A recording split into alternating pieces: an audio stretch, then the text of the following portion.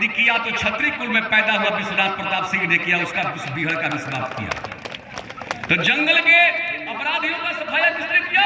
तो क्षत्रिय कुल में पैदा हुआ मुख्यमंत्री विश्वनाथ प्रताप सिंह ने किया। और आज की तिथि पर पूरे उत्तर प्रदेश के समाज को जंगल बनाने वाले माफियाओं का भी अंत किसी ने किया तो क्षत्रिय कुल में पैदा हुआ योगी आदित्यनाथ किया, दूसरा कोई नहीं किया। तो शासन भी कैसे चलता है, जिसको संदेश लेना है वो सीखो।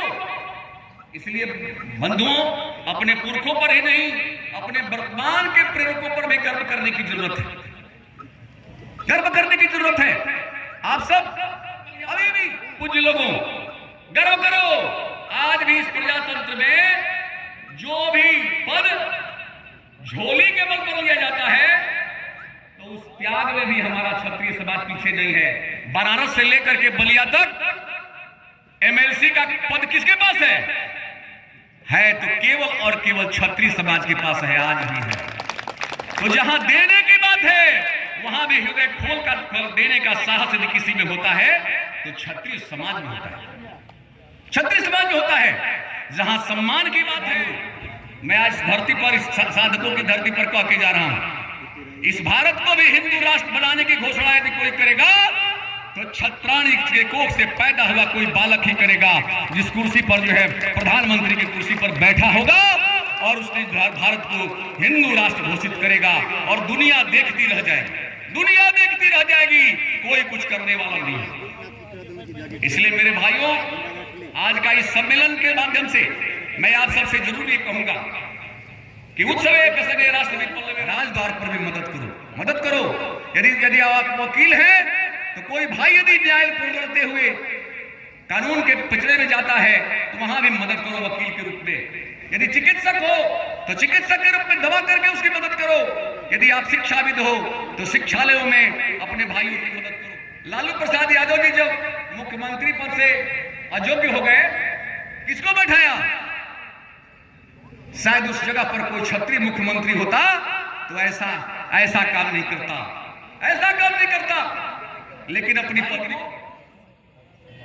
और अब विचार करिए कि जब अपनी आंखों के सामने यदि कोई भी व्यक्ति हमारी मां को, हमारे बहन को, हमारे भाई को, हमारे पिता को मारता होगा, उसका विकल्प क्या है, उसका जवाब क्या है? तो क्या लाइसेंसी रिवॉल्वर नमस्कार करने के लिए होता है? मैं तो धन्यवाद दूंगा कि कम से कम हमारे धरती का बालक ने अपने क्षत्रिय धर्म का पालन किया कि हमारे पिता के ऊपर अंगुली उठाने वाले को इस धरती पर रहने की इजाजत नहीं है, नहीं है, नहीं है। और जो करना है किया। पूरी दुनिया, भारतीय जनता पार्टी की हमारी सरकार थी, मैं भी विधायक था, हमारी बहन यहां बैठी हुई है। मैं विधानसभा में भी जो सही बात होता था, जायज जो बात होता था, मैं ओपनली कहता था। इसलिए कहता था कि एक सामान्य घर के व्यक्ति को लोगों ने विधायक बना दिया तो पूरे लोग कहते हैं कि भाजपा का कार्यकर्ता नहीं है। अध्यक्ष कह दिया, हमारे विधायक यहाँ के क्षत्रियों ने हमको अपना मतदान करके बनाया है, इसलिए उनकी रक्षा करना मेरा धर्म है, मेरा धर्म है। और मैं जाऊंगा, देखता हूं कि तुम्हारी गोली बड़ी पड़ती है कि मेरा साहस बड़ा पड़ता है। और पूरे बुलडोजर लेकर के, 7-8 बुलडोजर लेकर के दुर्जनपुर डीआईजी पहुंचा हुआ था।